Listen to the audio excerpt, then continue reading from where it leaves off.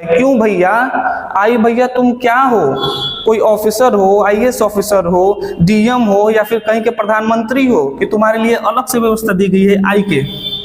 आई के लिए क्या दिया गया है? अलग से व्यवस्था है, एम दिया गया है। क्यों भैया? प्रधानमंत्री है आई। Good morning class, I have a very important topic today. आज का क्लास हम लोग का बहुत ही इंपॉर्टेंट होने वाला है, बिकॉज आज हम लोग सीखेंगे कि आई सिंगुलर होता है या फिर प्लूरल होता है।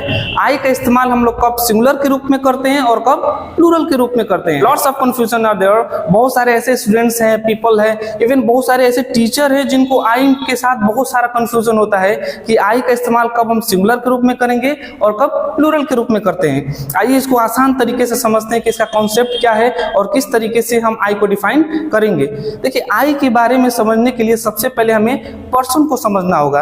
अगर आप पर्सन को समझ जाते हैं तो आई को समझना 50% आसान हो जाता है। आइए समझते हैं हम पर्सन के बारे में। ध्यान दीजिए, पर्सन 3 तरह के होते हैं। जो पर्सन है वो 3 तरह के होते हैं। एक तो होता है हमारा फर्स्ट पर्सन, और दूसरा है हमारा सेकेंड पर्सन, और तीसरा हमारा third person. First person, second person, third person. First person में आते हैं आई और वी। आई का मतलब मैं, यानी मैं, इसलिए ये फर्स्ट पर्सन है। एक के बारे में ये बात कर रहा है, फर्स्ट पर्सन हो गया। वी मतलब हम। वी में आई छुपा हुआ है, वी में आई भी आता है, इसलिए इसको भी हम फर्स्ट पर्सन के रूप में रखते हैं। सेकेंड क्या है? यू। सेकेंड पर्सन क्या है? यू। यानी आई के लिए और वी के लिए जब हम किसी दूसरे के बारे में बात करते हैं तो वो कहलाता है हमारा सेकेंड पर्सन यू। और जब आई, वी और यू मिलकर किसी तीसरे के बारे में बात करते हैं तो वो कहलाता है हमारा थर्ड पर्सन। तो थर्ड पर्सन में कौन कौन होते हैं? ही होता है, शी होता है, इट होता है, या फिर दे। ये क्या होते हैं?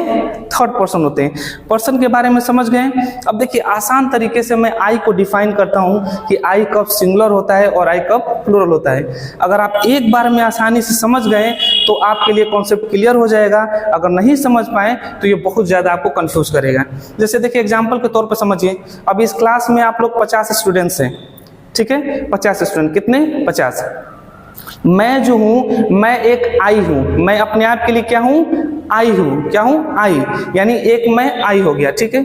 मेरे लिए आप सभी लोग क्या हैं? यू हैं। सेकेंड पर्सन, आप सभी क्या हैं? यू हैं।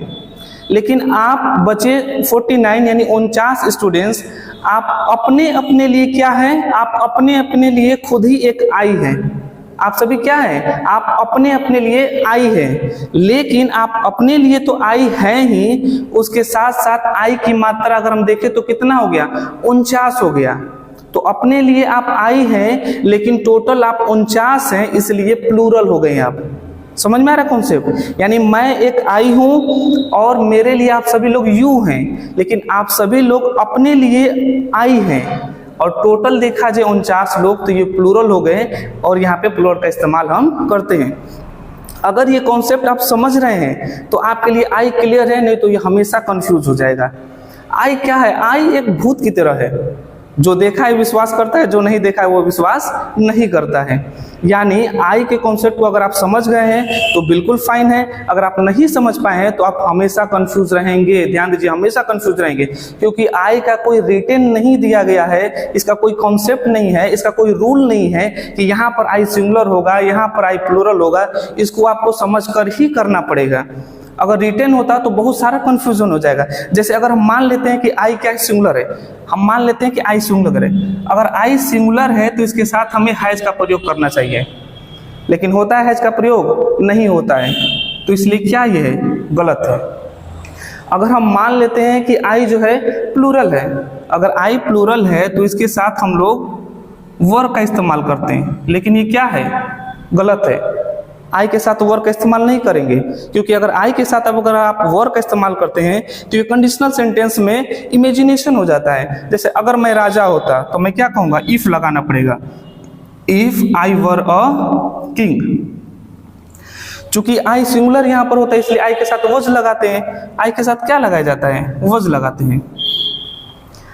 और अगर हम मान लेते हैं कि आई कहीं कहीं सिंगुलर हो जाता है, आई कहीं कहीं प्लूरल हो जाता है, मान लेते हैं अगर आई वाकई सिंगुलर है तो इसके साथ इज का इस्तेमाल होना चाहिए, आई अगर प्लूरल है तो इसके साथ आर का इस्तेमाल होना चाहिए, लेकिन आई के साथ इस्तेमाल क्या होता है, एम का इस्तेमाल होता है। क्यों भैया?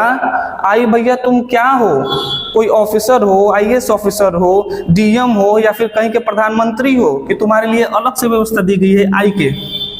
आई के लिए क्या दिया गया है, अलग से व्यवस्था है, एम दिया गया है। क्यों भैया? प्रधानमंत्री है आई, तो फिर इसके लिए क्यों अलग सिस्टम दिया गया है?